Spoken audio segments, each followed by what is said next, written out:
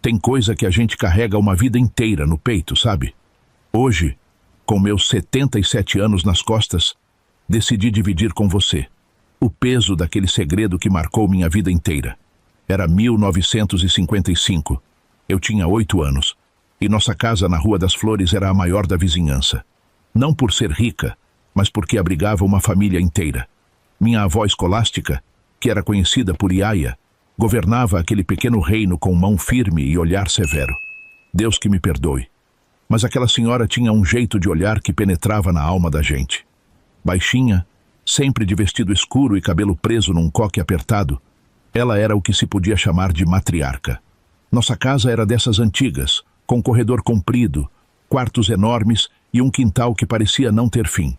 O assoalho de madeira rangia contando histórias de 3 gerações, e as paredes grossas guardavam mais segredos que confessor de igreja. Todo fim de tarde, o cheiro do café fresquinho da vó Iaia se misturava com o perfume dos jasmins que ela cultivava na janela da cozinha. Morávamos todos juntos. Eu, minha mãe Rosa, vó Iaia, tio Antônio, que era irmão da minha mãe, minha tia Zefa, esposa dele, e meus 3 primos. José, que tinha minha idade, era meu companheiro de todas as horas. Miguel, 2 anos mais velho, vivia implicando comigo. E Clara, 3 anos mais nova, era uma menina boa. Minha mãe trabalhava como cozinheira na casa paroquial. Saía cedinho, ainda no escuro, e só voltava depois que o sino da igreja batia 6 horas. Era uma mulher bonita, minha mãe. Tinha os cabelos pretos como asa de graúna, e um jeito manso de falar. Mas carregava uma tristeza no olhar que, na época, eu não entendia. Todo mundo dizia que meu pai tinha morrido num acidente antes de eu nascer. Era a história oficial, repetida tantas vezes que até eu acreditava sem questionar. Mas havia detalhes que não se encaixavam, como a falta de fotografias dele, ou o jeito como as conversas mudavam de rumo quando eu perguntava sobre o assunto. Vó Iaia tinha um baú antigo no quarto dela, desses de madeira escura com fechadura de ferro trabalhado. Volta e meia, eu a pegava olhando alguma coisa lá dentro, mas quando percebia minha presença, fechava tudo rapidinho e guardava a chave no bolso do avental. Na escola, as professoras tinham um jeito diferente de me tratar. Dona Jurema, principalmente, sempre me olhava com uma mistura de pena e curiosidade. Quando tinha festa de Dia dos Pais, ela inventava uma atividade especial só para mim, diferente dos outros alunos. As beatas da igreja também não ajudavam. Quando passavam por mim na rua, faziam o sinal da cruz e cochichavam entre si. Minha mãe dizia que era porque eu era um menino muito bonito, mas hoje sei que era por outro motivo. O que mais me intrigava era o comportamento do padre Tomás. Sempre que me via, baixava os olhos e seguia apressado. Uma vez na festa de São João, ele até derrubou o cálice durante a missa quando me viu entrando na igreja com vó Iaia. Mas nada se comparava aos domingos depois da missa. Era quando toda a família se reunia para o almoço, e vó Iaia comandava a mesa como um general. Tinha que rezar antes de comer, é claro, e ai de quem pusesse o cotovelo na mesa ou falasse de boca cheia. Era nesses momentos que eu mais sentia o peso do segredo que todos carregavam. Bastava alguém mencionar a igreja ou o padre Tomás, que um silêncio pesado caía sobre a mesa e os adultos trocavam olhares significativos. À noite, antes de dormir, eu costumava ouvir as conversas sussurradas no quarto de vó Iaia. Minha mãe sempre chorava, e a voz firme da minha avó repetia: "Tenha fé, minha filha. Deus sabe o que faz." Na época, eu não entendia o porquê de tanto choro e tanto mistério. Mas o tempo tem um jeito próprio de revelar as verdades que a gente tenta esconder. Nossa cidadezinha era daquelas que você podia atravessar de ponta a ponta em menos de meia hora, andando devagarinho. Mas o que faltava em tamanho, sobrava em fofoca. As notícias corriam mais rápido que água de enxurrada, e segredo ali tinha vida curta. A Praça Central era o coração pulsante da cidade. De um lado, a imponente igreja de Nossa Senhora do Perpétuo Socorro, com suas torres altas que pareciam querer tocar o céu. Do outro, o coreto onde a bandinha tocava nas festas de domingo. Era ali que a vida acontecia, que os namoros começavam e que os destinos eram selados. Padre Tomás era figura onipresente. Alto, de ombros largos e olhos penetrantes, ele comandava não só a paróquia, mas parecia ter influência sobre cada aspecto da vida na cidade. Quando ele passava, as pessoas se curvavam em respeito, quase beijando sua mão. "Bença, padre", era o que mais se ouvia. Lembro bem do dia em que percebi que havia algo diferente comigo. Eu devia ter uns 9 anos. Estava brincando de bolinha de gude com Zezinho, filho do seu Ananias da venda, quando Dona Zulmira passou por nós. Ela era a solteirona da cidade, dessas que sabem da vida de todo mundo. "Coitadinho", ela murmurou fazendo o sinal da cruz. "Que Deus tenha misericórdia." Zezinho, que tinha ouvidos de cachorro caçador, logo quis saber. Por que ela falou isso, Dito? Dei de ombros, fingindo que não era comigo. Mas aquilo ficou martelando na minha cabeça. Foi também por essa época que comecei a notar os olhares. Na missa de domingo, enquanto o padre falava sobre pecado e redenção, eu sentia os olhos das beatas me seguindo. Eram olhares de pena misturada com algo que eu não sabia nomear na época, mas hoje reconheço como reprovação. Em casa, a proteção era sufocante. Vó e aia não me deixava brincar na rua depois que escurecia. "Menino tem que estar em casa antes do Ângelus", ela dizia, se referindo à oração que tocava no sino da igreja às 6 da tarde. Minha mãe Rosa vivia me enchendo de mimos. Sempre que voltava do trabalho na casa paroquial, trazia alguma guloseima. "Para adoçar a boca do meu menino", ela falava, mas seus olhos sempre pareciam tristes. Foi numa tarde de sábado que as coisas começaram a ficar mais claras, ou talvez mais confusas. Eu estava ajudando o tio Antônio a consertar a cerca do quintal, quando ouvi uma conversa vinda da cozinha. A janela estava aberta, e as vozes de vó e aia e Dona Generosa, nossa vizinha, chegavam nítidas até mim. "É muita provação para uma família só escolástica", dizia Dona Generosa. "Primeiro a desgraça com a Rosa, agora o menino crescendo, a cara do pai." "Cala essa boca, mulher", vó e aia respondeu, ríspida. "O que passou, passou. Benedito é filho de Deus como qualquer um." Meu coração disparou. Do que elas estavam falando? Que desgraça era essa? E por que falavam do meu pai, se ele estava morto? Tentei me aproximar para ouvir mais, mas tio Antônio me chamou de volta ao trabalho. "Vem cá, rapaz. Homem que é homem não fica escutando conversa de mulher." Aquela noite não consegui dormir. As palavras de Dona Generosa ecoavam na minha cabeça. "A cara do pai", ela disse. Mas que cara? Eu nunca tinha visto uma foto sequer do meu suposto pai morto. No dia seguinte, durante o almoço de domingo, observei cada rosto à mesa. Tio Antônio, com suas mãos calejadas de trabalho na roça. Tia Zefa, sempre sorridente. Meus primos brigando por um pedaço de galinha. E minha mãe, evitando meu olhar, como se temesse que eu pudesse ler seus pensamentos. Foi nesse dia que decidi que ia descobrir a verdade. Custasse o que custasse. Eu podia ser novo, mas não era bobo. Havia um segredo pesado pairando sobre nossa família, e eu estava no centro dele.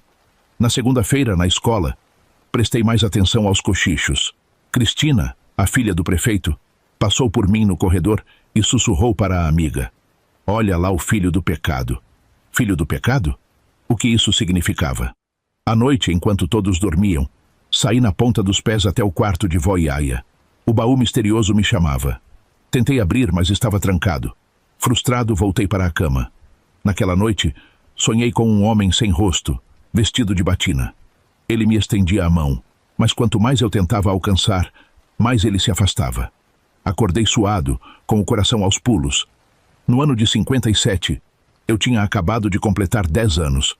O calor do sertão castigava, e as cigarras cantavam sem parar nos pés de Juazeiro do pátio da escola. Dona Jurema, nossa professora, escrevia no quadro negro a lição do dia: "A família é a base da sociedade." Foi nesse dia que tudo mudou. Zezinho, meu amigo de sempre, chegou perto de mim no recreio com um ar de quem sabia das coisas. "Ei, Dito", ele falou baixinho. "É verdade que você não tem pai?" Senti meu rosto esquentar. "Claro que tenho, seu tonto. Ele morreu num acidente." Zezinho deu de ombros. "Não foi o que eu ouvi. Minha mãe estava falando com a comadre dela. Disse que seu pai está vivo e que todo mundo sabe quem é." Meu coração disparou. "E quem é?" perguntei, tentando não demonstrar o quanto aquilo me afetava. "O padre", Zezinho sussurrou, olhando para os lados como se tivesse medo que alguém ouvisse. Naquele momento, foi como se o chão sumisse debaixo dos meus pés. Todas as peças do quebra-cabeça se encaixaram de uma vez. Os olhares, os cochichos, a proteção exagerada da família. Tudo fazia um terrível sentido agora. "Você tá mentindo!" gritei, empurrando o Zezinho com toda a força que tinha. Ele caiu no chão, levantando uma nuvem de poeira. A briga que se seguiu foi feia. Rolamos no chão, trocando socos e chutes. Os outros meninos fizeram uma roda em volta, gritando: "Briga! Briga!" Só paramos quando seu Galdino, o bedel da escola, nos separou. "Que pouca vergonha é essa?" Ele ralhou, nos segurando pelas orelhas. "Vão já para a diretoria." Sentado na frente da diretora, Dona Eulália, eu tremia. Não de medo da bronca, mas de raiva, de confusão, de tristeza. Enquanto ela falava sobre comportamento e respeito, eu só conseguia pensar nas palavras de Zezinho. Seria verdade? Naquela tarde voltei para casa de cabeça baixa. Um bilhete da diretora no bolso. Vó Iaia me esperava na porta, os braços cruzados e o senho franzido. "Que história é essa de briga na escola, menino?" Ela perguntou, me puxando para dentro. E eu só fiquei pensando: como é que ela sabe? Entreguei o bilhete sem dizer nada. Enquanto ela lia, eu observava seu rosto. Vi o momento exato em que a expressão dela mudou de raiva para preocupação. "Benedito", ela falou, a voz mais suave agora. "O que aconteceu de verdade?" Foi como se uma represa tivesse estourado dentro de mim. Entre soluços, contei tudo. As provocações, os cochichos, o que Zezinho tinha dito sobre o padre. Vó Iaia me abraçou forte, deixando eu chorar no seu colo como não fazia desde pequeno. "Meu netinho", ela murmurou, passando a mão no meu cabelo. "Tem coisa nesse mundo que é difícil de entender. Mas saiba que você é amado, viu? Muito amado." Naquela noite, ouvi mais cochichos vindos da cozinha. Minha mãe tinha chegado do trabalho, e ela e vó Iaia conversavam em voz baixa. Colei o ouvido na porta para tentar escutar. "Ele já está desconfiando, Rosa." A voz de vó Iaia soava preocupada. "Não dá mais para esconder. Mas contar a verdade vai destruir ele." Minha mãe respondeu, a voz embargada. "Como é que eu vou olhar nos olhos do meu filho e dizer que..." Nesse momento, o assoalho rangeu sob meus pés, e as vozes pararam de repente. Corri de volta para o quarto, o coração batendo forte. Nos dias seguintes, notei uma mudança no comportamento da minha mãe. Ela me olhava de um jeito diferente, como se quisesse dizer algo, mas não encontrasse as palavras. Os carinhos aumentaram, assim como os presentes sem motivo. Era como se ela estivesse tentando se redimir de algo. Na missa de domingo, observei o padre Tomás com outros olhos. Será que era verdade? Será que aquele homem, que eu sempre vi como uma figura distante e sagrada, era na verdade meu pai? Notei que ele evitava olhar na nossa direção, e quando dava a hóstia para minha mãe, suas mãos tremiam levemente.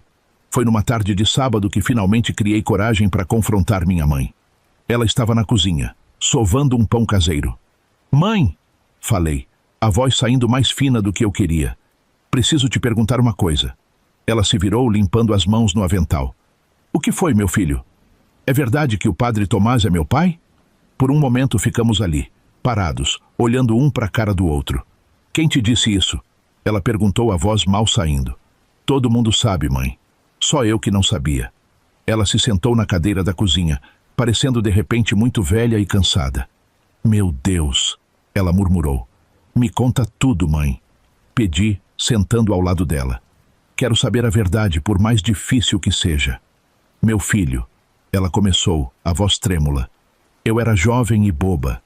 O padre Tomás chegou na cidade cheio de ideias bonitas, falava que nem um doutor. Eu me encantei."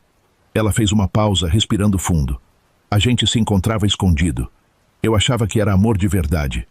Quando descobri que estava grávida, pensei que ele ia largar a batina por nós. Mas a voz dela falhou. Peguei na mão dela, sentindo como tremia. "Ele escolheu a igreja, não foi?" perguntei, já sabendo a resposta.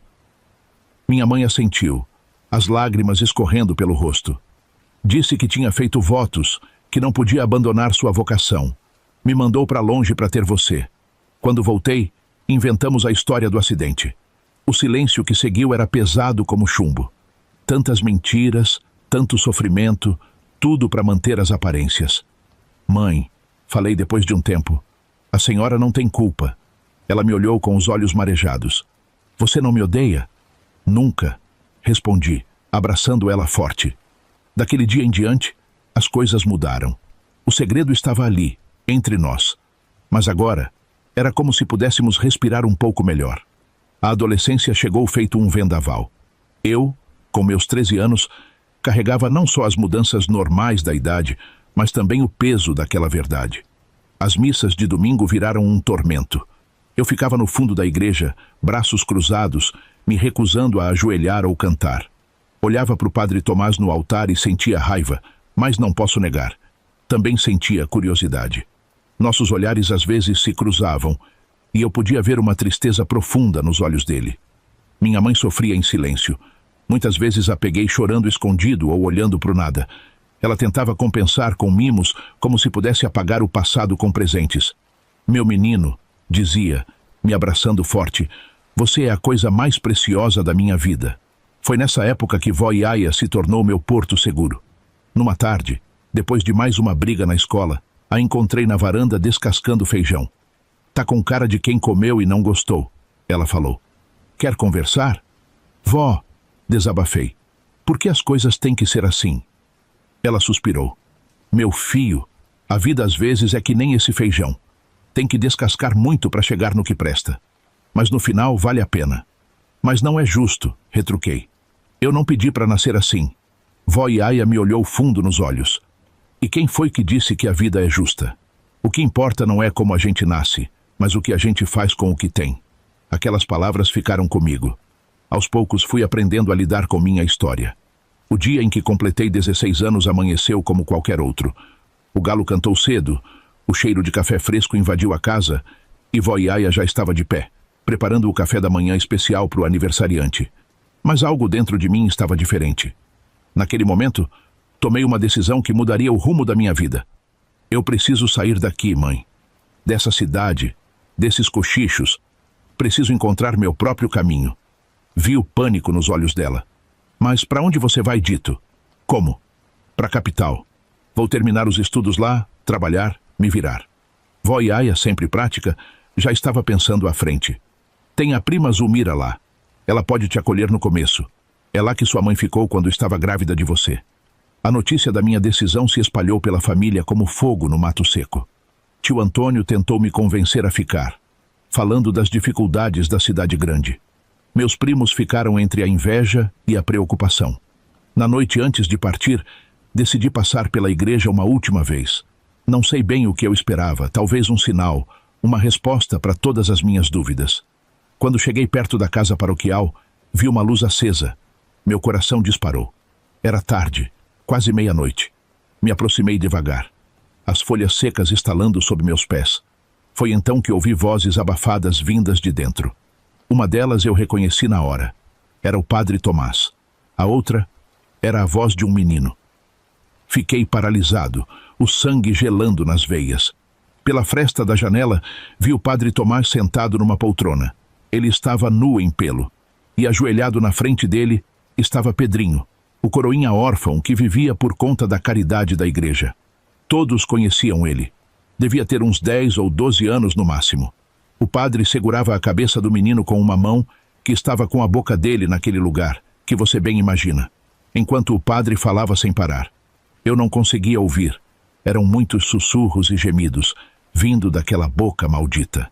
Mais uma coisa muito pior que eu observei, que me fez perder a cabeça. Só quero que você saiba que isso que estou te contando é muito difícil para mim de relembrar. E principalmente falar, mas é preciso. É importante. Bom, continuando. Como já te disse, uma das mãos do padre estava segurando a cabeça do menino. Já a outra, essa estava fumando um cigarro. Mas as costas do Pedrinho estava toda cheia de marcas de queimado de butuca de cigarro. Então, eu não pude mais aguentar ver aquilo. Naquele momento, mal acreditando que estava vendo aquela cena dos infernos. Tudo que eu acreditava, toda a santidade que eu via naquele homem, desmoronou como um castelo de areia. Entendi ali que o pecado que me trouxe ao mundo não foi um caso isolado. Era um padrão, uma teia de mentiras e abuso que ia muito além de mim. A fúria tomou conta de mim. Comecei a bater no vitral com toda a força, os estilhaços de vidro colorido chovendo ao meu redor. O barulho deve ter assustado os dois lá dentro, pois ouvi um alvoroço. O padre apareceu na porta, ajeitando as vestes apressadamente. Quando me viu, o rosto dele empalideceu. Benedito, meu filho, não é o que você está pensando. Ele gaguejou, se aproximando com as mãos estendidas. Algo dentro de mim explodiu. Anos de raiva reprimida, de dúvidas, de vergonha, tudo veio à tona de uma vez. Não sei bem o que aconteceu depois.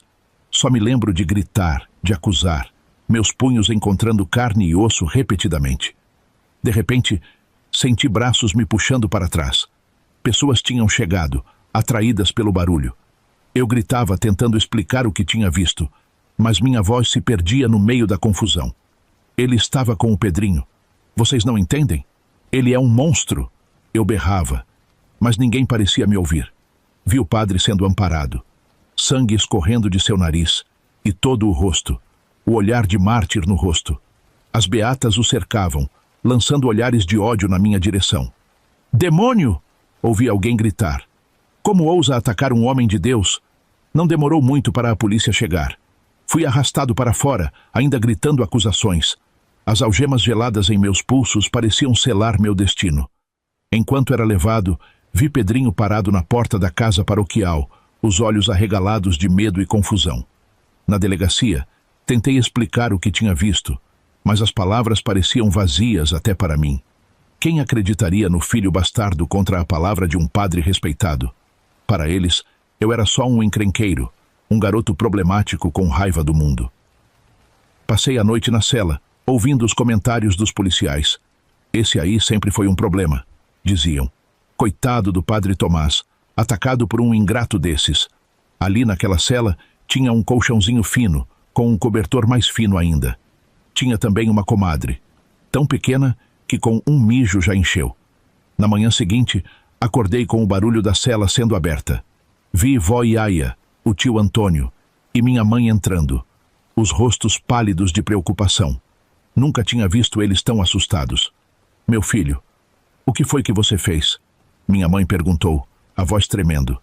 Tentei explicar, as palavras saindo atropeladas. Contei o que tinha visto, o horror daquela cena, a raiva que senti. Mas à medida que falava, via a incredulidade nos olhos delas.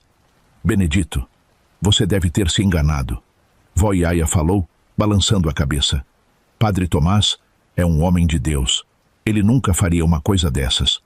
A realidade da situação começou a pesar. Naquela época, em uma cidade pequena do interior, a palavra de um padre era lei. Acusar um religioso de algo tão grave era praticamente heresia. Vocês têm que acreditar em mim, implorei. Por que eu mentiria sobre isso? Minha mãe suspirou, passando a mão no rosto cansado. Filho, as pessoas estão dizendo coisas terríveis, que você enlouqueceu, que está possuído pelo demônio. O delegado falou que vão te levar a julgamento. O medo se instalou no meu estômago. Julgamento? Por dizer a verdade. Mas e o Pedrinho? Perguntei. Alguém falou com ele? Olharam as costas dele? O tio trocou um olhar com minha mãe. O menino está assustado, não quer falar com ninguém. A cidade inteira está do lado do padre. Ele disse que você invadiu a casa dele e o atacou sem motivo, que deve ter tido algum tipo de alucinação. Naquele momento, entendi o tamanho do problema em que estava metido. Não era só minha palavra contra a do padre. Era minha palavra contra toda uma estrutura de poder e crença. Elas foram embora. E eu fiquei detido, esperando o julgamento. As visitas eram raras. Apenas minha família tinha coragem de me ver. A notícia se espalhou rápido, e logo toda a região sabia do rapaz endemoniado que atacou o Santo Padre. O advogado designado para minha defesa mal olhava nos meus olhos. Olha, garoto, ele me disse em uma das nossas poucas conversas, o melhor que você pode fazer é se retratar. Diga que teve um surto, que se arrependeu. Talvez assim a pena seja mais leve. Mas eu não podia fazer isso. Não podia negar o que tinha visto, o que sabia ser verdade. O dia do julgamento chegou. O tribunal estava lotado. Parecia que a cidade inteira tinha vindo para me ver ser condenado. Vi rostos conhecidos, pessoas que me viram crescer, todos me olhando com desprezo. Passei 37 dias na cadeia antes do julgamento. Cada dia era uma eternidade. O cheiro de mofo e urina impregnava tudo. As paredes tinham marcas de outras almas que passaram por ali. rabiscos desesperados contando os dias. É sério mesmo, não estou exagerando. Ali era um lugar escuro e bem úmido. A comida? Bem, chamar aquilo de comida era um insulto para quem cozinhava de verdade. De manhã, um café ralo que mais parecia água encardida, com um pedaço de pão duro. No almoço e jantar, um feijão aguado com arroz empapado. Às vezes, aparecia um pedaço de carne que eu nem sabia dizer de que bicho era. Nos primeiros dias, mal conseguia engolir. Depois, a fome falou mais alto. Nesse meio tempo, 2 outros presos chegaram. Cada um contou o motivo de estar ali. Mas o que eu contei não convenceu ninguém, não. Inclusive, eles conheciam o padre e passaram a evitar falar comigo, certamente pensando que eu era um louco desvairado. Tive que aprender rápido a me defender. Dormia com um olho aberto, sempre alerta. Os guardas não eram muito melhores. Me tratavam como se eu fosse a escória da terra. Ou do capeta, gritavam quando queriam algo. As pancadas vinham fácil, por qualquer motivo ou sem motivo nenhum. As visitas da minha mãe e da vó Yaya eram o único alívio. Elas vinham uma vez por semana, trazendo um pouco de comida decente. Vó Yaya sempre dizia: "Aguenta firme, meu filho, a verdade há de aparecer." A avó, no começo, não acreditou em mim, mas depois viu que eu mantive minha palavra até o fim. Então ela também tomou como verdade absoluta. Eles lá de casa, que todo santo domingo estavam na igreja, agora já não iam mais. E a mãe foi ameaçada a sair do emprego, já que tinha ligação com a igreja. Mas acho que eles decidiram manter ela por perto, para se manterem informado. Eu tentava me agarrar a essas palavras nos momentos mais difíceis. Quando o frio da noite entrava pelos ossos, quando ouvia os gritos de outros presos sendo disciplinados, quando a solidão ameaçava me engolir. No dia do julgamento, me levaram cedo para o fórum. Estava fraco, mais magro, com olheiras fundas, mas dentro de mim, a chama da verdade ainda queimava. O tribunal estava lotado. Aqueles olhares doíam mais que qualquer pancada que levei na cadeia. Quando o juiz entrou, senti o peso do mundo nas minhas costas. Ali, naquela sala abafada, cheia de gente que já tinha me condenado, eu sabia que minha vida estava prestes a mudar para sempre. O padre Tomás foi chamado. Parecia que o nariz dele estava torto. Certamente foi eu quem quebrei. Até o juiz fez o sinal da cruz. Ele estava abatido, mas mantinha aquele ar de santidade que sempre o cercou. Quando subiu para testemunhar, falou com voz embargada sobre como tinha tentado me ajudar todos esses anos, mantendo minha mãe empregada. Falou de como se sentia responsável por mim, o filho órfão de sua paróquia. Não sei o que deu nele, meritíssimo. Ele disse, lágrimas nos olhos. Só posso imaginar que alguma força maligna o possuiu naquele momento. Rezo todos os dias pela alma dele. Quando chegou minha vez de falar, senti todos os olhares sobre mim. Contei o que tinha visto, cada detalhe doloroso. Mas a cada palavra, via os rostos se contorcendo em descrença e horror. Não pelo que eu descrevia, mas por eu ter a audácia de dizer tais coisas. O veredito veio rápido. Culpado. A sentença: 3 anos de prisão, com possibilidade de redução, se eu demonstrasse arrependimento e aceitasse tratamento psiquiátrico. Quando o juiz estava prestes a bater o martelo, confirmando minha sentença, algo inesperado aconteceu. O padre Tomás se levantou, sua figura imponente silenciando o burburinho da sala. "Meritíssimo", ele disse, sua voz ecoando no tribunal. "Se me permite, gostaria de fazer uma declaração." O juiz, surpreso, fez um gesto para que ele continuasse. O padre se virou para mim, seus olhos encontrando os meus pela primeira vez desde o incidente. "Não posso permitir que este jovem seja condenado", ele declarou, para o espanto de todos. "Retiro minha queixa contra Benedito." Um murmúrio de surpresa percorreu a sala. Vi minha mãe levar as mãos à boca, os olhos arregalados. O padre continuou. "Na verdade, já vinha pensando em fazer isso há algum tempo. Mas Deus falou comigo e me disse que era necessário deixar o rapaz ali naquela cela por mais um tempo, para que ele refletisse sobre suas ações e encontrasse o caminho da redenção." As pessoas no tribunal começaram a sussurrar entre si, muitos com olhares de admiração direcionados ao padre. Sua misericórdia parecia confirmar sua santidade aos olhos deles. "Este jovem precisa de orientação, não de prisão." O padre concluiu. sua voz carregada de uma falsa compaixão que fez meu estômago revirar. Peço ao tribunal que considere uma pena alternativa. Talvez trabalho comunitário sob supervisão da igreja. O juiz, visivelmente impressionado pela atitude do padre, assentiu solenemente. Dada a generosidade do padre Tomás e sua disposição em retirar a queixa, vou reconsiderar a sentença, ele declarou. Enquanto as pessoas ao meu redor murmuravam em aprovação à atitude nobre do padre, eu me sentia nauseado. Aquele homem, que eu sabia ser culpado de crimes hediondos, estava mais uma vez manipulando a todos com sua falsa santidade. Saí do tribunal em estado de choque, livre da acusação, mas carregando um peso ainda maior. Minha família estava ao meu redor, todos atordoados pelo rumo inesperado dos acontecimentos.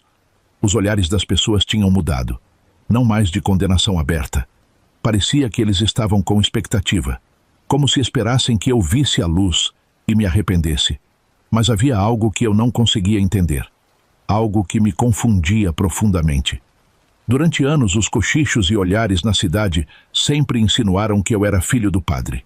Era um segredo aberto, algo que todos pareciam saber, mas ninguém discutia abertamente. E agora, de repente, isso parecia não significar nada. Era como se, num passe de mágica, toda a história tivesse sido reescrita. Eu não era mais o filho bastardo do padre, fruto de um escândalo que todos conheciam, mas fingiam ignorar. Agora, aos olhos da comunidade, eu tinha me transformado em algo diferente. O garoto problemático, criado sem pai, que acabou ficando biruta e atacou um homem santo. A hipocrisia da situação me revoltava. Como podiam ignorar anos de rumores e fofocas? Como podiam fingir que não sabiam da verdade sobre minha origem só porque agora convinha a narrativa do padre?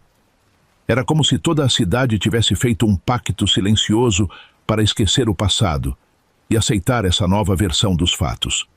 O padre não era mais o homem que tinha cometido um erro no passado. Agora, era a vítima misericordiosa de um jovem perturbado. Essa mudança repentina na percepção das pessoas me deixava ainda mais isolado. Não só tinha que lidar com a injustiça do que aconteceu, mas também com a sensação de que toda a minha história, minha identidade, estava sendo apagada e reescrita diante dos meus olhos. Enquanto caminhávamos para casa, senti o peso desses olhares me esmagando. Bom, deixa isso para lá. Quando chegamos em casa, o silêncio pesado que nos envolvia foi quebrado pela voz firme de vó Iaia. Dito, ela disse, seus olhos cansados me fitando com preocupação. Você ainda quer ir para a capital ficar na casa da prima Zulmira? Antes que eu pudesse responder, tio Antônio interveio. Bom, agora que o juiz permitiu, acho que é a melhor opção. Longe daqui, o menino pode ter um pouco de paz. Embora o juiz não tenha imposto formalmente uma sentença de trabalho comunitário, a sugestão do padre Tomás teve um impacto significativo. Após o julgamento, o vigário da paróquia local procurou minha família. O padre Tomás entrou em contato comigo. Ele disse, sugeriu que seria benéfico para o jovem Benedito realizar alguns trabalhos na igreja como forma de reabilitação.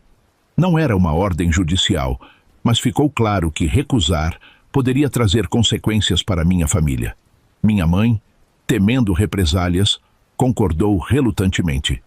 Aquela visita informal do vigário era um lembrete amargo de que, mesmo longe, eu ainda estaria sob a sombra do que aconteceu. Nos dias seguintes, os preparativos para minha partida foram feitos em meio a um clima tenso. Minha mãe alternava entre momentos de alívio por eu não estar preso e preocupação por me ver partir. Vó Iaia, sempre prática, se ocupava em organizar minha bagagem, enchendo malas com roupas e lembranças de casa. A despedida foi de partir o coração. Minha mãe me abraçou como se nunca mais fosse me ver, suas lágrimas molhando meu ombro. Vó Iaia, sempre forte, me deu um abraço firme e sussurrou, seja forte, meu neto. A verdade sempre vem à tona. Tio Antônio, a esposa e meus primos também estavam lá, seus rostos cheios de preocupação. As últimas palavras que ouvi antes de entrar no ônibus foram de vó Iaia. Não se esqueça de quem você é, Benedito. Não deixe que eles mudem seu coração. A viagem para a capital foi longa e solitária. Cada quilômetro que me afastava de casa parecia levar um pedaço da minha antiga vida. Quando finalmente cheguei, encontrei a prima Zulmira me esperando na rodoviária. Ela era minha prima de segundo grau. Uma mulher de meia-idade com um sorriso gentil que não escondia completamente a preocupação em seus olhos. "Bem-vindo, Benedito", ela disse, me abraçando. "Vamos para casa. Tem muita gente ansiosa para te ver." A casa de prima Zulmira era modesta, mas acolhedora. Além dela, lá moravam o primo Tonico, seu marido, um homem calado de mãos calejadas pelo trabalho, e Joaquim, o filho de 27 anos que ainda não tinha se casado. Os outros filhos, já casados, moravam em suas próprias casas, mas frequentemente visitavam. Naquela primeira noite, sentados ao redor da mesa da cozinha após o jantar, prima Zulmira segurou minha mão e disse: "Benedito, queremos que você saiba que acreditamos em você. Sabemos o que aquele padre fez com sua mãe, e não duvidamos nem por um segundo da sua palavra sobre o que você viu. Aquelas palavras foram como um bálsamo para minha alma ferida. Pela primeira vez em muito tempo, senti que não estava sozinho." Primo Tonico, um homem de poucas palavras, acrescentou: "Esta é sua casa agora, rapaz. Pode ficar o tempo que precisar." Joaquim me olhou com empatia. "Se precisar conversar, estou aqui", ele ofereceu. "Sei que não é fácil carregar um peso desses." Nos dias que iam passando devagar, comecei a me ajustar à vida na capital. Era um mundo completamente diferente da minha pequena cidade. O barulho constante, as ruas movimentadas, os prédios altos. Tudo era novo e, de certa forma, assustador. Onde eles iam, eles me levavam. E eu ia conhecendo tudo. Assim, quando cheguei à capital, além de morar com minha tia, eu tinha a obrigação não oficial de me apresentar à igreja local regularmente. O padre de lá, claramente informado sobre minha situação, me designava tarefas: limpar o pátio, organizar os bancos, ajudar na distribuição de doações. Para mim, essas tarefas eram um lembrete constante do poder que o padre Tomás ainda exercia sobre minha vida, mesmo estando longe. Cada vez que eu entrava na igreja para cumprir minhas obrigações, sentia o peso daquela injustiça, mas sabia que precisava aguentar, pelo menos por enquanto, para proteger minha família e manter a paz. Era difícil estar em um ambiente que me lembrava tanto do que tinha acontecido, mas me esforçava para cumprir minhas obrigações sem chamar atenção. À noite, muitas vezes eu acordava suando, assombrado por pesadelos onde via o rosto do padre Tomás. Nesses momentos, a presença reconfortante da minha nova família era fundamental. Joaquim se tornou mais que um primo. Era um amigo, um confidente. Ele me levava para conhecer a cidade, me apresentava a seus amigos, tentava me ajudar a construir uma nova vida. Mas apesar do apoio que recebia, o peso do que tinha acontecido nunca me abandonava completamente. Às vezes, quando andava pelas ruas da capital, tinha a sensação de que estava sendo observado. Outras vezes, me pegava olhando por sobre o ombro, como se esperasse ver o padre Tomás ou algum dos seus defensores me seguindo. Os dias iam passando, e eu me via dividido entre meu trabalho diurno e as tarefas na igreja.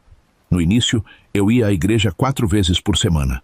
Mas depois que comecei a trabalhar, ia somente aos sábados. Meu trabalho era em uma fábrica de móveis, onde meu primo Joaquim trabalhava, ele quem arranjou lá para mim. Eu tinha começado como ajudante geral, lixando peças e carregando madeira, mas aos poucos fui aprendendo o ofício. O cheiro de madeira recém-cortada e verniz fresco era reconfortante, tão diferente do incenso e velas da igreja que me trazia lembranças dolorosas. Foi o padre Francisco, vendo meu desconforto e reconhecendo meu esforço no trabalho, sugeriu que eu viesse apenas aos sábados. "Você já está fazendo muito, Benedito", ele disse com um sorriso compreensivo. "Um dia por semana será suficiente." O padre Francisco, responsável por aquela paróquia, ele mantinha distância. Ele se limitava a me cumprimentar com um aceno de cabeça e me passar as tarefas do dia. "Bom dia, Benedito. Hoje preciso que você organize a sacristia e ajude na limpeza do altar", ele dizia, sem nunca tentar prolongar a conversa. Eu agradecia silenciosamente por essa abordagem. Não estava pronto para confiar em nenhum homem de batina. Na verdade, eu, na minha cabeça de moleque, pensava que todos eram iguais ao padre Thomas. Eu desconfiava até da minha própria sombra. Minha família adotiva, prima Zulmira, primo Tonico e Joaquim, não frequentava nenhuma igreja. Isso me dava um certo alívio, pois significava que aos domingos eu podia descansar. Mas, à medida que o tempo foi passando, comecei a notar algo que me intrigava. Sempre havia crianças ao redor do Padre Francisco, meninos e meninas que pareciam genuinamente felizes em sua presença. No início, isso me deixou em alerta. Minha experiência me fez suspeitar do pior. Movido por uma mistura de desconfiança e um senso distorcido de responsabilidade, comecei a observar o Padre Francisco mais de perto. Às vezes, após o trabalho, eu dava voltas pelo quarteirão da igreja, tentando captar algum movimento suspeito. Cheguei até a sair algumas noites, escondido de minha família, para vigiar a casa paroquial.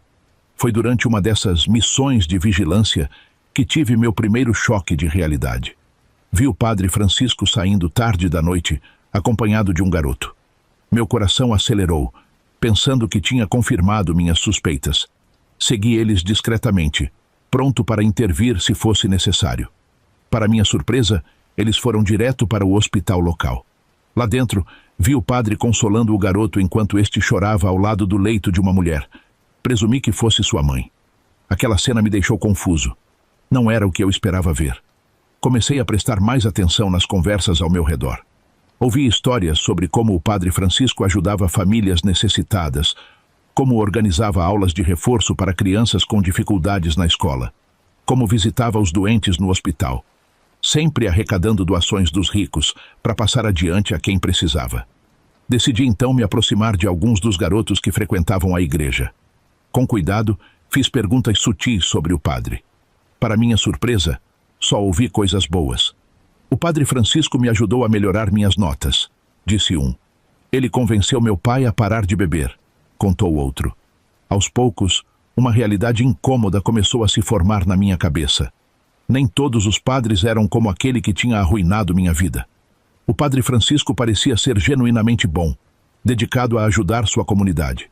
Essa constatação me deixou em conflito. E se nem todos os padres eram maus? Com o tempo, minha atitude em relação ao Padre Francisco começou a mudar. Já não o via com desconfiança, mas com um respeito relutante. Ele deve ter notado essa mudança, pois começou a se aproximar mais, fazendo perguntas sobre meu trabalho, minha adaptação à cidade. Um dia, após terminar minhas tarefas na igreja, o Padre Francisco me chamou para conversar. Sentamos nos degraus da entrada da igreja, o sol se pondo no horizonte. Benedito, ele começou, sua voz calma. Sinto que há um peso enorme em seu coração. Sei que não é de minha conta, mas se quiser conversar, estou aqui para ouvir. Naquele momento, algo dentro de mim se quebrou. Talvez fosse o cansaço de carregar aquele peso, ou talvez a gentileza em sua voz. Antes que eu percebesse, as palavras começaram a fluir. Contei tudo. O que vi naquela noite fatídica, a reação da cidade, o julgamento, minha fuga para a capital. Falei até que minha mãe confessou que o padre era meu pai, já que ele quis saber como eu fui parar ali na casa do padre aquele dia.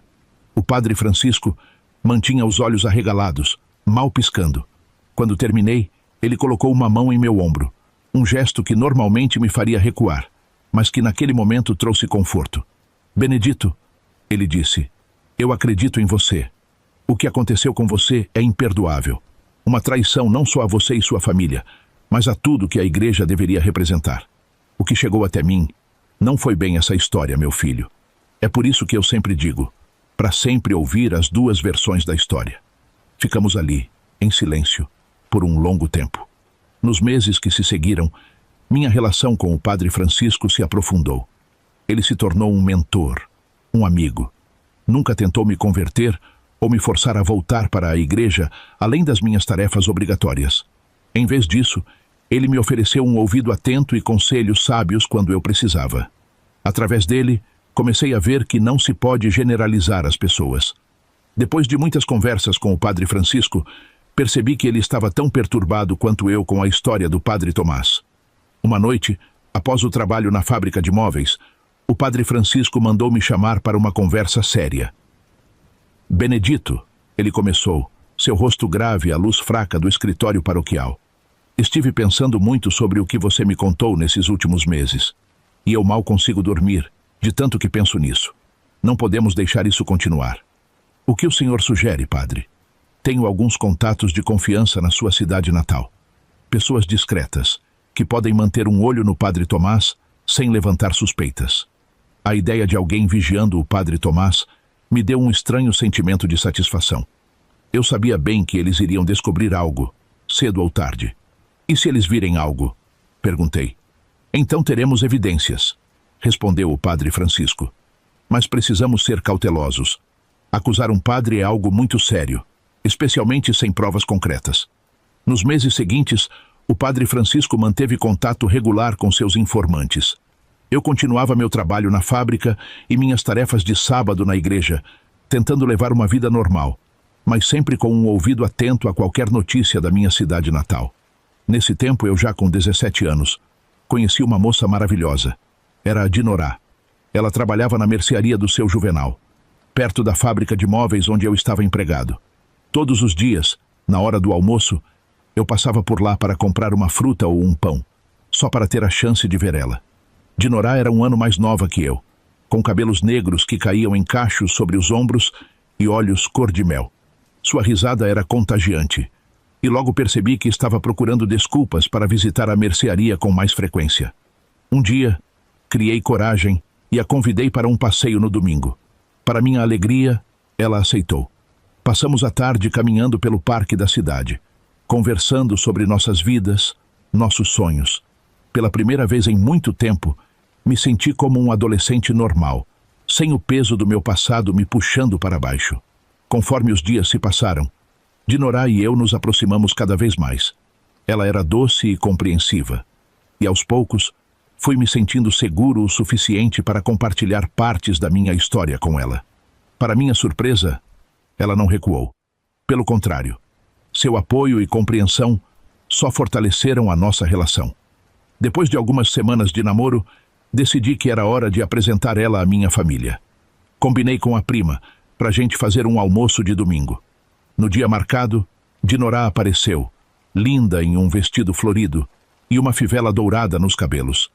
Ela carregava uma torta que ela mesma havia feito. Prima Zulmira a recebeu com um abraço caloroso, fazendo ela se sentir em casa. Durante o almoço, observei com alegria como Dinorá se encaixava perfeitamente. Ela ria das piadas do primo Tônico e trocava receitas com a prima Zulmira. Até mesmo Joaquim, geralmente tão reservado, parecia estar apreciando a companhia dela. Depois da sobremesa, enquanto ajudávamos a limpar a mesa, primo Tonico me puxou de lado com um sorriso maroto. Olha só, o Benedito arranjando uma namorada antes do Joaquim. Quem diria, hein? Senti um aperto no peito ao ouvir aquilo. Joaquim, meu primo de 28 anos, tinha nascido com uma corcunda pronunciada.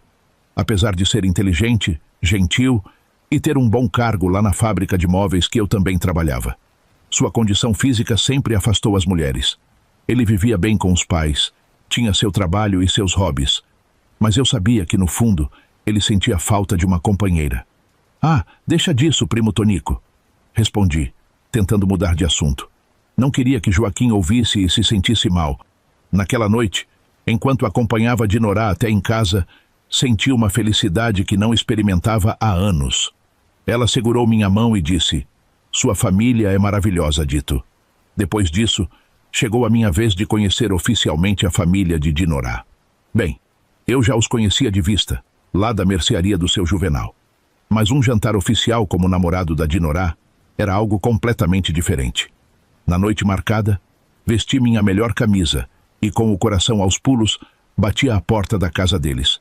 Dinorá me recebeu com um beijo na boca e um sorriso radiante, segurando minha mão enquanto me guiava para dentro.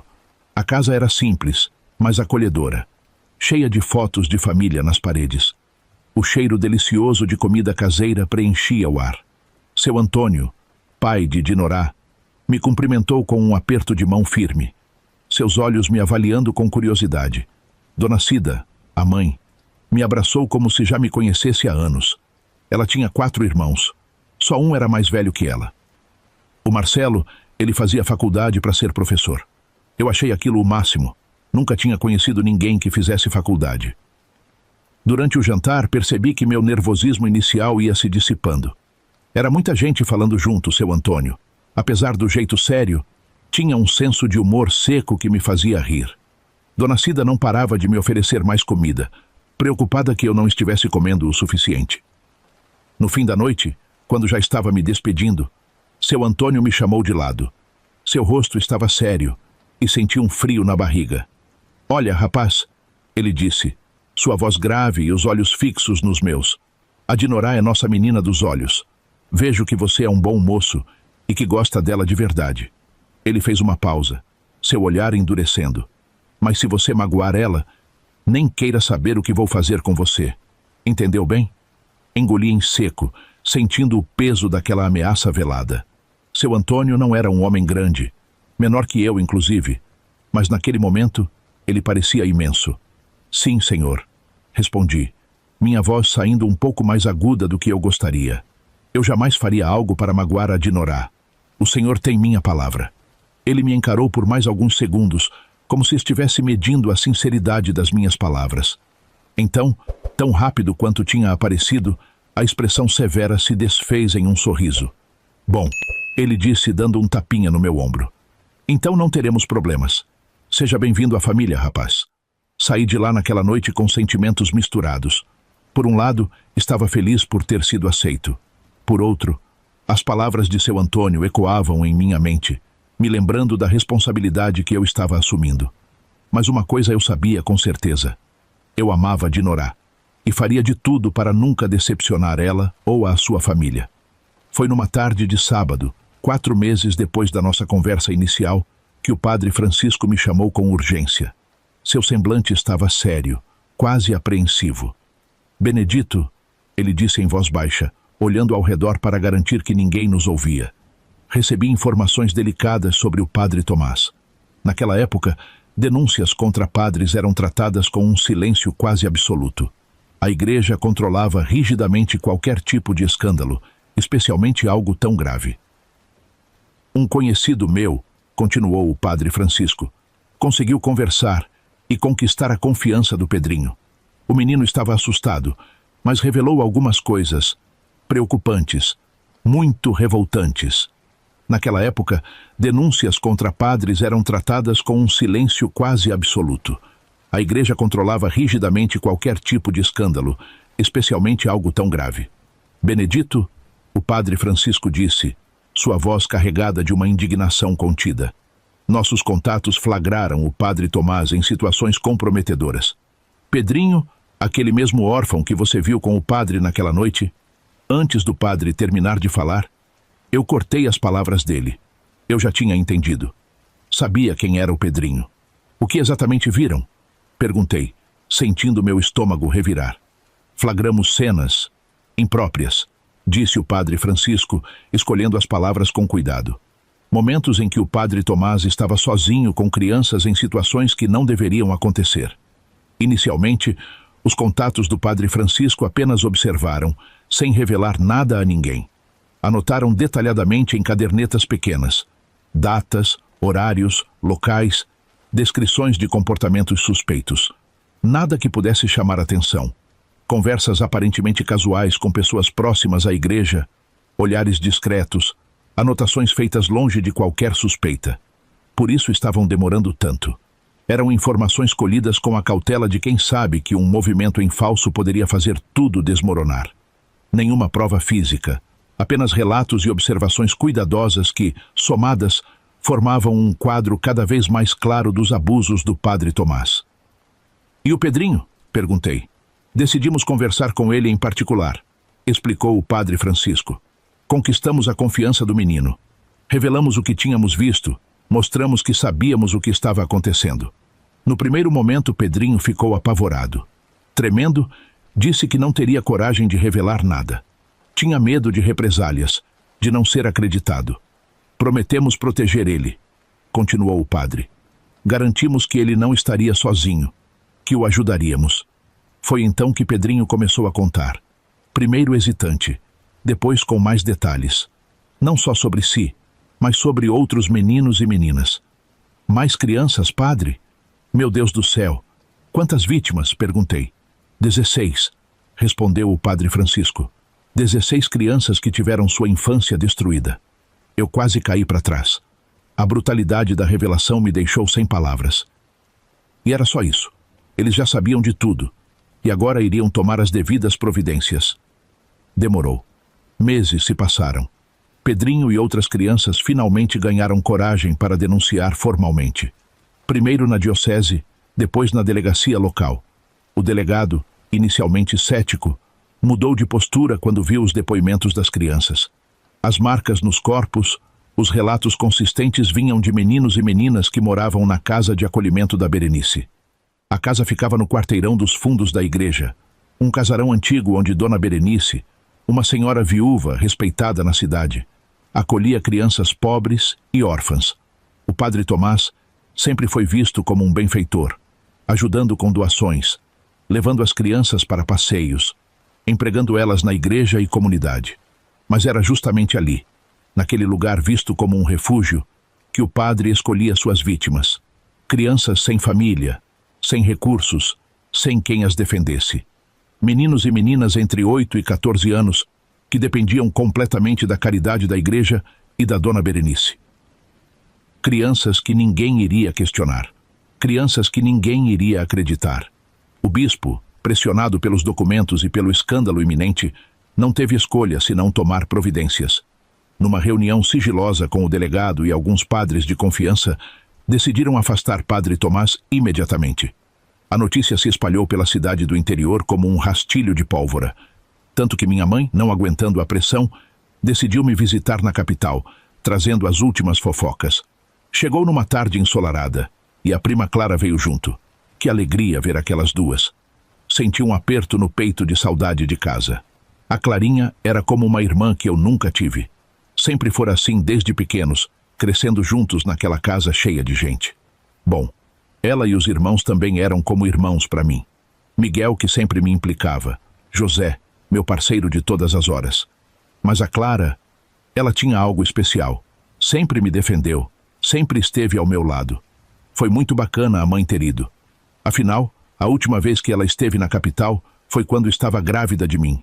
Naquela época fugida, esperando meu nascimento longe dos olhares da cidade. Depois que tomamos café, conversamos um pouco, a casa acalmou. Foi quando minha mãe começou. Vim te contar uma coisa, Dito. Seu olhar era diferente. O que foi, mãe? Perguntei. Dito, a mãe disse, você não vai acreditar no que aconteceu. Contou que a cidade estava um verdadeiro pandemônio por causa do escândalo do padre Tomás. Os rumores primeiro saíram discretos da casa da Dona Berenice. Aquele casarão nos fundos da igreja onde viviam os órfãos. A cidade não fala em outra coisa, disse minha mãe. Ninguém vai mais à missa. As pessoas estão chocadas. As línguas da cidade não paravam de se mexer. O escândalo tinha estourado e não havia mais como abafar. Mas agora era diferente. Estavam falando de mim, daquele dia em que confrontei o padre Tomás. Lembra quando você foi preso por agredir o padre? Ela disse. Pois é. Agora todo mundo sabe que você estava certo, mas ninguém te deu ouvidos na época. Contou que as pessoas que me chamavam de louco, de endemoniado, agora baixavam a cabeça envergonhadas, quando ela e a avó Iaia passavam.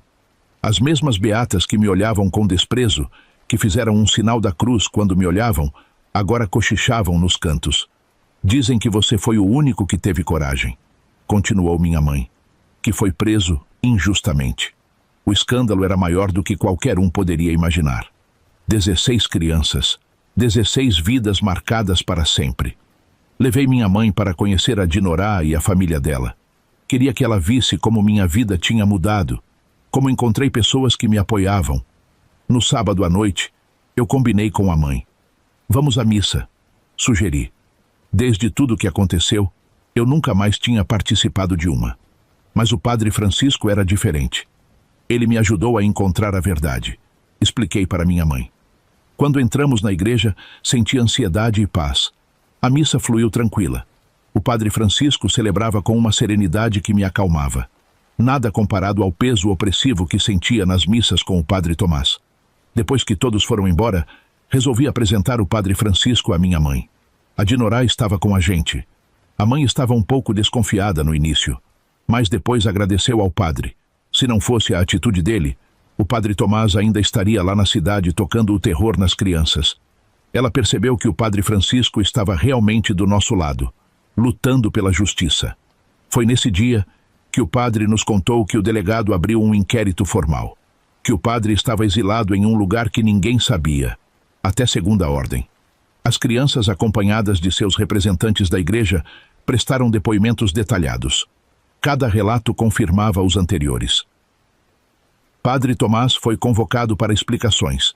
Confrontado com os múltiplos relatos, primeiro negou, mas diante das evidências, depoimentos, marcas físicas, documentos, acabou confessando parte dos crimes. A diocese o afastou imediatamente, enviando-o para um mosteiro distante, numa tentativa de controlar o escândalo. Mas era tarde demais. A verdade tinha escapado e não tinha mais volta. O padre Francisco me explicou. As autoridades civis e eclesiásticas não podiam mais abafar o caso. As provas eram contundentes demais. Outras vítimas, encorajadas pelos primeiros depoimentos, começaram a se manifestar. O que parecia ser um caso isolado se revelou um padrão de abuso que durava anos a fio. A comunidade estava em choque. Como um homem respeitado, um padre, pôde cometer tais atrocidades por tanto tempo, e bem debaixo do nariz de todos. O silêncio que antes protegia os poderosos, agora se voltava contra eles. Quando minha mãe estava prestes a partir, depois de 4 dias na capital, ela me perguntou se eu queria voltar para nossa cidade natal, embora eu sentisse muitas saudades. Respondi que não. Tinha meus compromissos, o trabalho na fábrica de móveis e meu noivado com Dinorá. Sabia que precisava seguir em frente, construir minha própria história, longe das sombras do passado que tanto me perseguiram. Os anos foram passando. Casei com Dinorá numa cerimônia simples, mas cheia de amor. Prima Zulmira chorou de emoção. Primo Tonico sorriu discretamente. E Joaquim, meu primo, foi meu padrinho. Todos lá de casa também não podiam faltar. Quando Dinorá engravidou do nosso primeiro filho, recebemos um convite especial.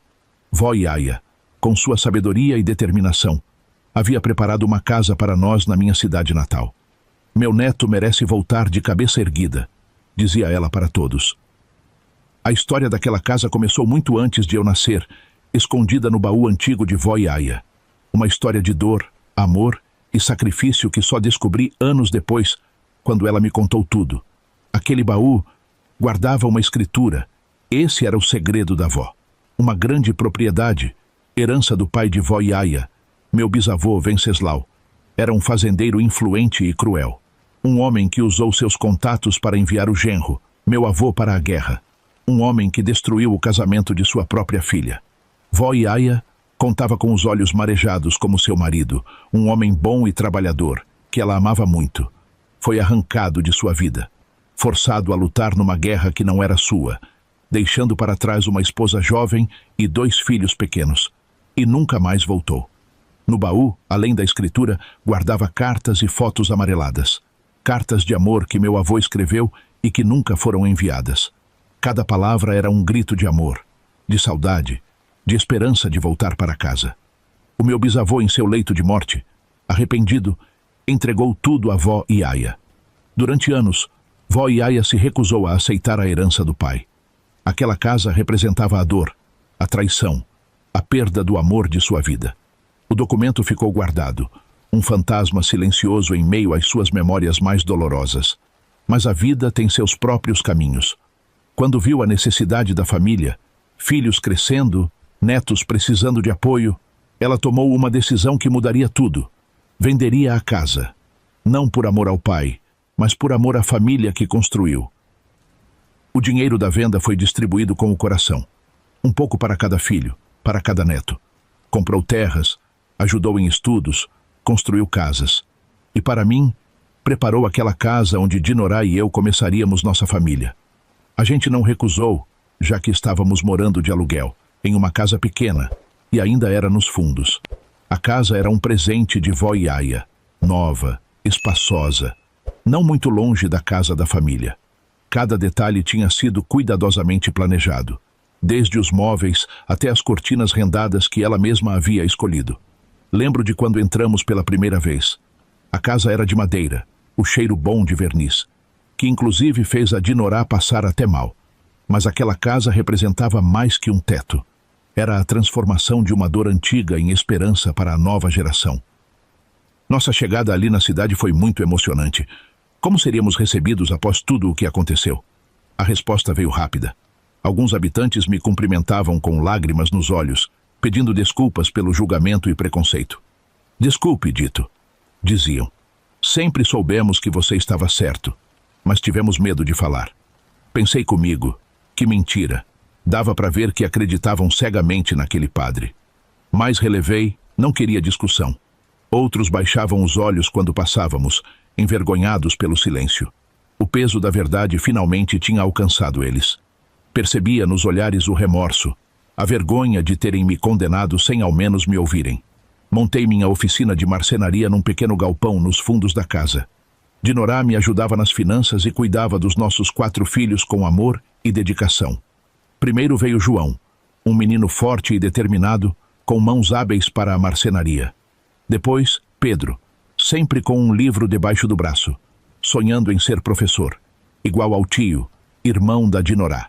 Daniel, esperto e comunicativo, que herdou meu espírito de luta. E por fim, Antônio, o caçula, com um coração de ouro e uma sensibilidade única.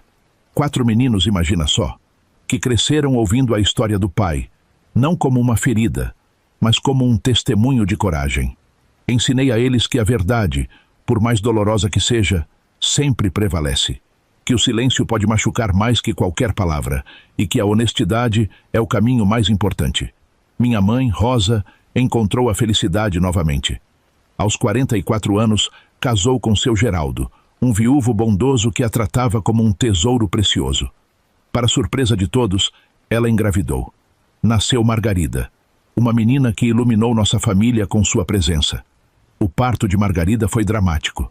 Minha mãe quase não sobreviveu. Os médicos diziam que era um milagre ela estar viva. Depois disso, nunca mais engravidou. Margarida se tornou o centro de nossa família, cercada de amor e proteção. Era como se toda a dor do passado tivesse se transformado naquela criança. A mãe estava muito feliz. A nova paróquia era completamente diferente. O padre Viriato, conhecido por sua bondade e simplicidade, nada se comparava ao horror do padre Tomás. Quando o padre Francisco visitou a cidade e conheceu o padre Viriato, confirmou o que todos já sabiam. Ele era um homem de bem, comprometido com a verdadeira essência do sacerdócio. Em uma de suas visitas, o padre Francisco conversou longamente comigo. Você ajudou a fazer justiça, disse ele.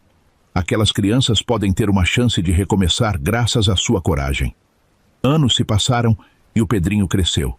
Virou um homem direito, como dizia minha avó. Casou com uma moça da cidade e teve 3 filhos, 2 meninos e uma menina. Trabalhava como mecânico, tinha oficina própria, parecia ter encontrado seu lugar no mundo. Na verdade, em todos esses anos, ele e eu nunca trocamos uma palavra sobre aquilo. A cidade é pequena, nos cruzávamos direto, na mercearia, na igreja, na rua principal. Nossos olhares se encontravam, um aceno rápido, um cumprimento, mas nada além disso. Não sei se ele realmente superou aquela história. Tenho minhas dúvidas se aquelas crianças conseguiram superar o que aconteceu. Cada um carregando suas marcas, seus segredos, suas histórias guardadas.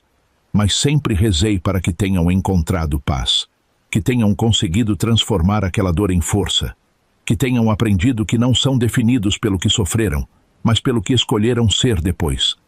Meus filhos cresceram fortes e íntegros. João seguiu meus passos na marcenaria, criando móveis que eram verdadeiras obras de arte. Pedro realizou seu sonho e se tornou professor, educando gerações. Daniel encontrou seu lugar no comércio local, sempre com seu sorriso largo e conversa fácil. Antônio seguiu carreira militar, levando os valores de justiça e coragem que sempre cultivamos. Hoje, aos 77 anos, olho ao meu redor e vejo minha história. Tenho 9 netos. Apenas 2 meninas, os outros todos homens. E para minha alegria, já tenho 3 bisnetos correndo pela casa. Minha Dinorá continua ao meu lado. A vida nos ensinou que o amor é mais forte que qualquer provação. A gente vai ficando velho, sabe? E com a idade vem os medos. Às vezes, no silêncio da noite, fico pensando na morte. Rezo pedindo a Deus que me ajude a tirar esses pensamentos da cabeça. Peço força para aproveitar cada momento com minha família. Se você ouviu minha história até aqui, saiba que sou grato. Cada palavra, cada momento que compartilhei é um pedaço da minha vida. Uma vida que, apesar de tudo, foi cheia de amor, de superação, de esperança. A vida não foi fácil, mas foi justa comigo no fim. Tenho minha família, tenho paz. E no fim, acho que é isso que importa. O pessoal do canal preparou com muito carinho para vocês o livrinho 100 chás das avós para diversos males. São receitas maravilhosas para você e toda a sua família. Tem chá para dor de barriga, para gripe, para acalmar, para dormir melhor. Tudo natural, do jeito que nossos antepassados faziam. O pessoal trabalhou muito para reunir todas essas receitas, fazer as ilustrações das ervas e explicar direitinho os benefícios, o modo de preparo, como se a própria vovó estivesse lendo para você. Quando você compra, além de ter acesso a esse conhecimento tão precioso, ainda mostra o seu apoio ao canal. Caso queira conhecer, basta clicar no primeiro link fixado, logo aí no primeiro comentário. Que Deus abençoe você e sua família.